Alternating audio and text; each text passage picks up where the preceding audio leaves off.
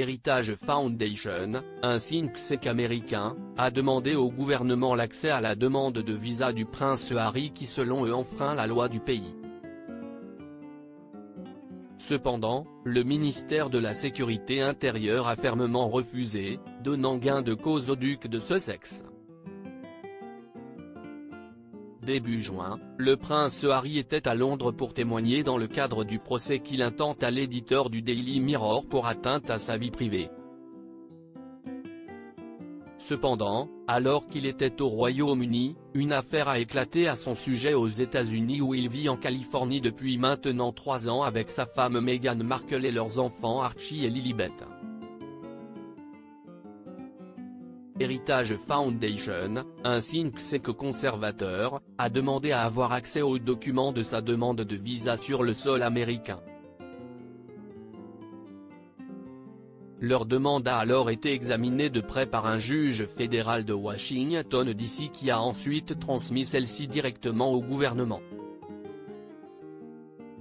Ils ont finalement décidé de clore le dossier sans accéder à leur demande.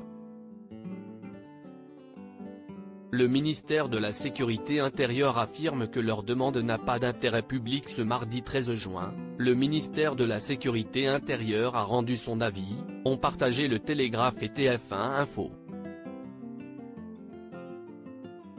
Il a estimé que la demande de Heritage Foundation n'a pas d'intérêt public à la divulgation suffisante pour l'emporter sur les intérêts de la vie privée du sujet, du prince Harry, note de la rédaction. De leur côté, le think tank avait mis en avant la loi sur la liberté de l'information des États-Unis et a également mis en avant les détails de la vie privée du prince Harry qu'il a dévoilé dans son livre Le Suppléant. En effet, ils ont pointé du doigt la consommation de drogue assumée du duc de Sussex, cocaïne, cannabis ou encore des champignons hallucinogènes par le passé. Il a admis publiquement un certain nombre de délits de drogue aux États-Unis et à l'étranger. La loi américaine rend normalement de telles personnes inéligibles à l'entrée, dans le pays, ont-ils utilisé comme argument. Heritage Foundation pointe du doigt un manque de transparence. La décision rendue par le ministère de la Sécurité intérieure n'a pas été bien accueillie par le Heritage Foundation qui a affirmé qu'il s'agissait d'un manque effroyable de transparence de l'administration Biden.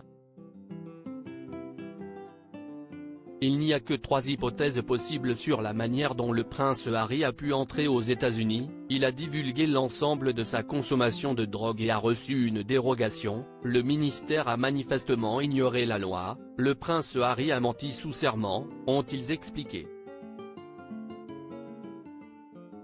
Cependant, des sources proches du prince Harry ont assuré à nos confrères du Télégraphe qu'il a été honnête sur sa demande de visa.